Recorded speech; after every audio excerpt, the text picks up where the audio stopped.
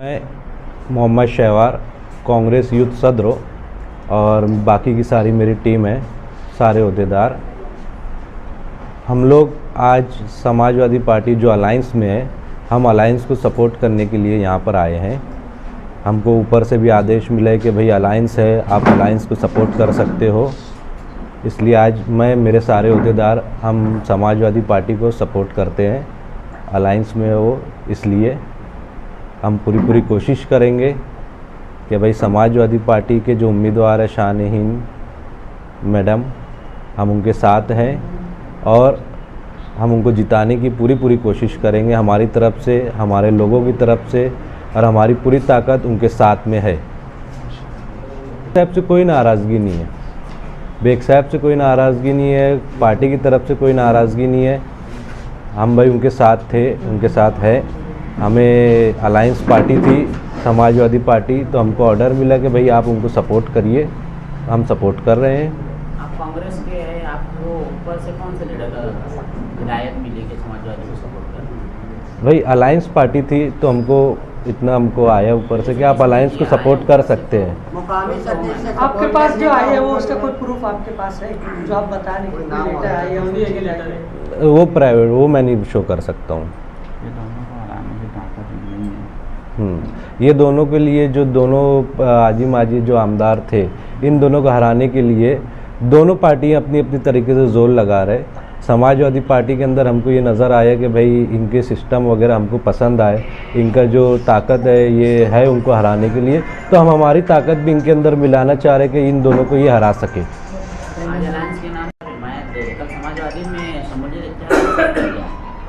जब वो वक्त आएगा तो उस टाइम नहीं, जब वो वक्त आएगा तो उस टाइम हम वो भी बात करेंगे फिर। एजाज बेग साहब को मालूम है आप हिदायत देने आए? जी। अलग से स्टेज लगाएंगे या इनकी स्टेज पे रहेगी तकरीर पर? इनकी स्टेज पे। एजाज बेग यानी इंडिया अलायंस में नहीं है? जी है ना, इंडिया अलायंस में ना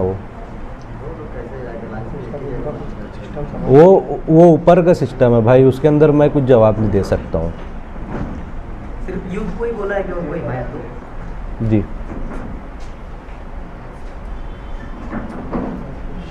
आपको ऐसा करना, इसका जवाब मैं दिया हूँ कि भाई वो मैं नहीं बता सकता हूँ अभी फ़िलहाल। रियासती सतह से आया है या मुकामी सतह से आया, जिलाई सतह से आया? जिलाई सतह से आया।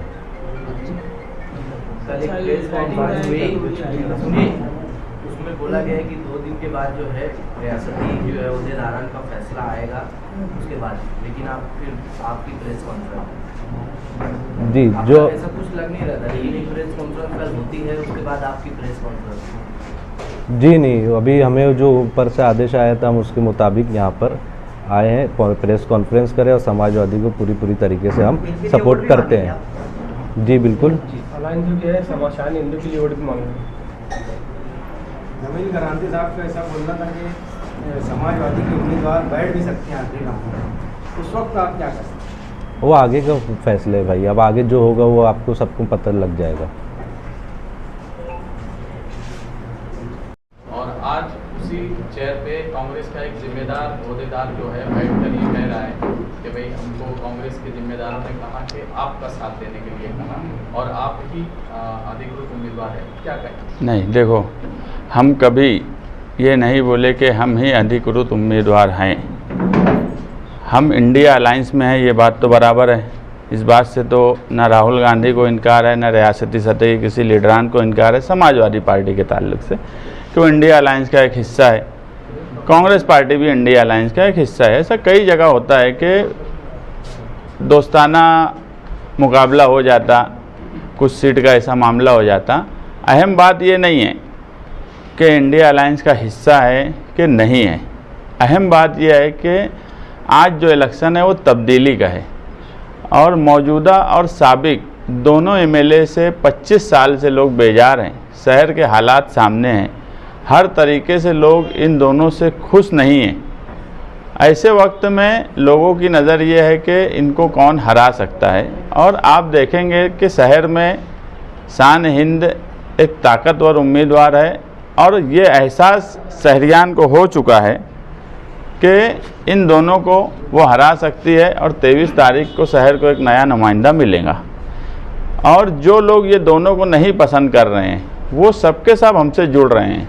आज शहर में ये बात बोली जा रही है कि यार सबसे मजबूत अगर कोई इलेक्शन लड़ रहा है 2024 असेंबली का, हाँ यानी तीनों उम्मीदवारों में, तो सबसे मजबूत समाजवादी पार्टी इलेक्शन लड़ रही है और ये दिख भी रहा है।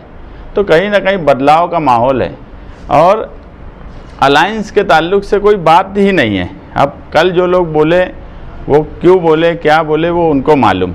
मगर मैं ये बात मानता हूँ कि मालेगांव शहर में समाजवादी पार्टी एक मजबूत तरीके से इलेक्शन लड़ रही है।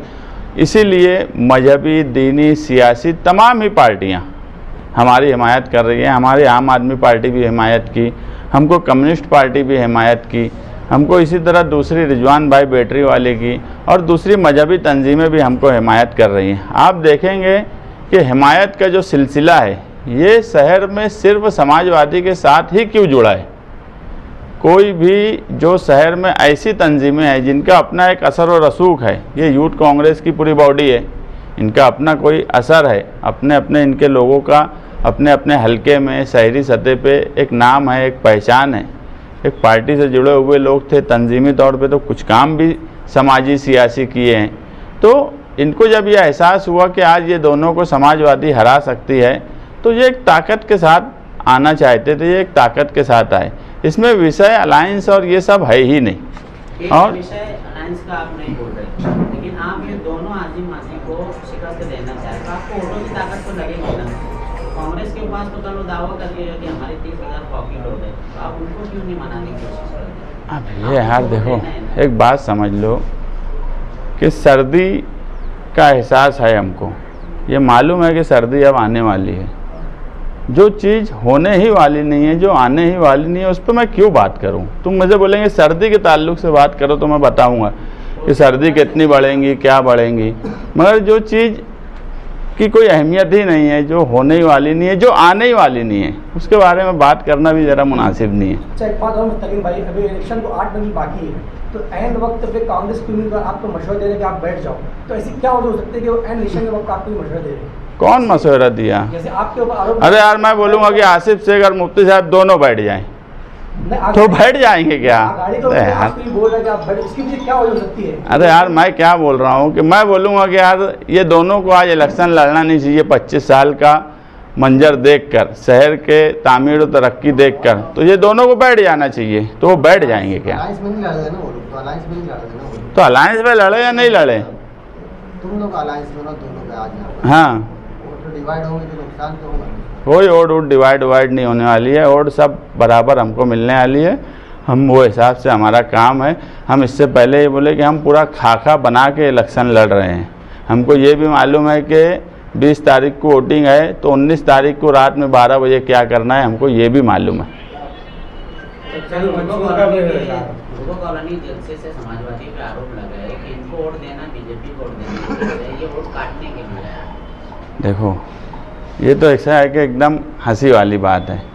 इल्ज़ाम वो लगा रहे जो खुद, ये बयान उनका खुद का था मौजूदा एमएलए का कि मैं 2.5 साल यूपी सरकार के साथ रहा। यूपी सरकार के साथ मतलब बीजेपी के साथ।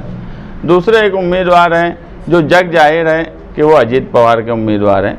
तो ये लोग इल्ज़ाम लगाएंगे कि समाजवादी बीजेपी के, तो ऐसा कोई लॉजिक बैठना चाहिए। कोई लॉजिक नहीं है, ऐसी बातों को लोग लेते नहीं। सतह पर भी यही मामला चल रहा है कि अबू आसिम ने 4 ऐसी सीट खड़ी की है जहां पर वोटों की तकसीम हो सकती है और सेकुलर उम्मीदवार हार सकता है, जिसमें मालेगांव, धुलिया। समाजवादी कौन सी पार्टी है? सेकुलर है कि नहीं है, पहले ये बताओ।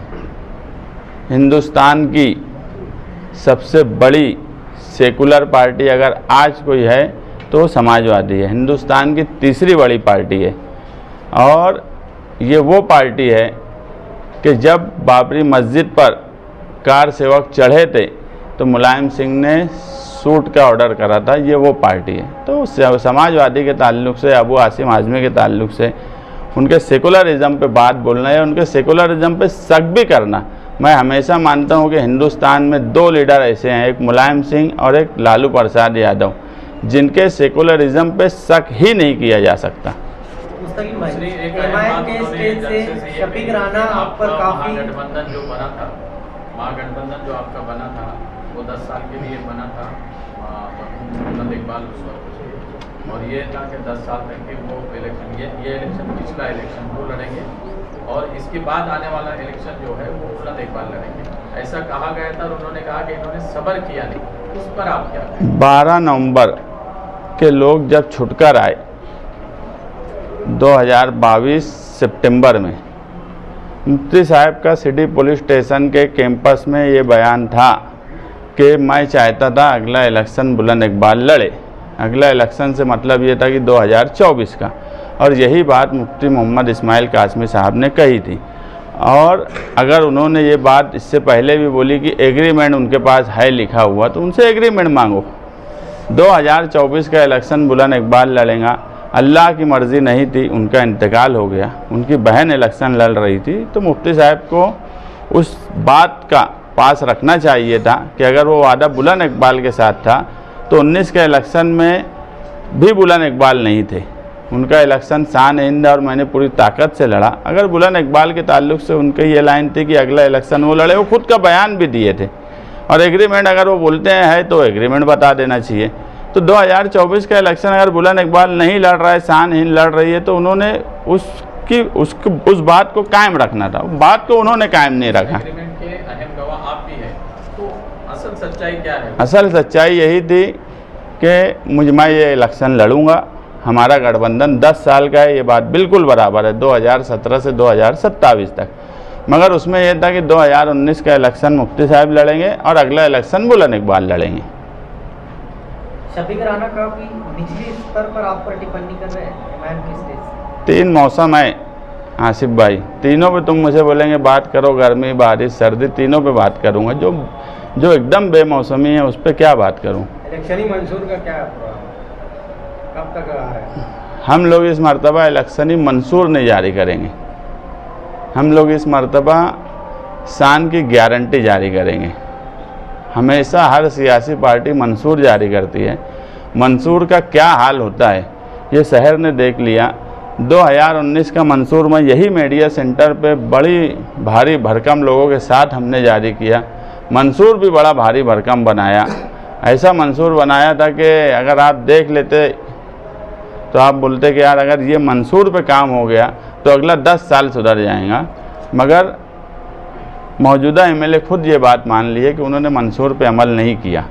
मतलब ये कि सियासी पार्टियां जो हैं उसमें हम भी शामिल रहे होंगे पीछे, कि हम मंशूर तो बना देते थे मगर हमें ये नहीं पता रहता था कि कोई हमको कोई सजेस्ट किया कि यार प्राइमरी निज़ाम ख़राब है, तो हम बोलेंगे कि प्राइमरी निज़ाम ख़राब है, हम उसको सुधार लेंगे, ये कर लेंगे, वो कर लेंगे। मगर इस बार हम गारंटी देने वाले। पिछले टाइम तुमने ऐसा कोई कोशिश नहीं किए थे क्या? महागठबंधन में थे, मुफ्ती साहब को एमएलए बनाए, जेड एकदम दिल दबाने वाला मैनिफेस्टो बना, तो ऐसा कुछ कोशिश नहीं की क्या मुफ्ती साहब ये जरा ये काम हो जाए? जीतने के बाद कोशिश करने के लिए हमको छोड़ा ही नहीं गया। मैं यहाँ तक मैं मीडिया के लोगों का नाम नहीं ले सकता। कुछ सजेशन मेरे कोरोना का पीरियड शुरू हो गया था, मेरे कई सजेशन उनको मैं दिया कि यार इसको ऐसे से ऐसे कर लो, ऐसे से ऐसे। जब मुझे लगा कि ये मेरी बात नहीं मान रहे हैं तो मैं मालेगांव शहर के 2 मीडिया के जिम्मेदार लोगों को बोला कि यार खुदा के वास्ते उनको जाके समझाओ कि ये शहर और कौम के लिए इस तरीके से अगर काम करेंगे तो उनको भी फ़ायदा होगा और शहर को भी फ़ायदा होगा। मुझे लगा कि यार मेरी बात अगर नहीं सुन रहे तो मीडिया के ये 2 ऐसे जिम्मेदार हैं जिनकी बात इसलिए भी वो सुन लेंगे कि ये सोच के कि यार इसमें उनको भी आगे मुस्तकबिल में फ़ायदा होगा, मगर उसके बाद भी उन लोगों की भी बात नहीं सुनी गई थी।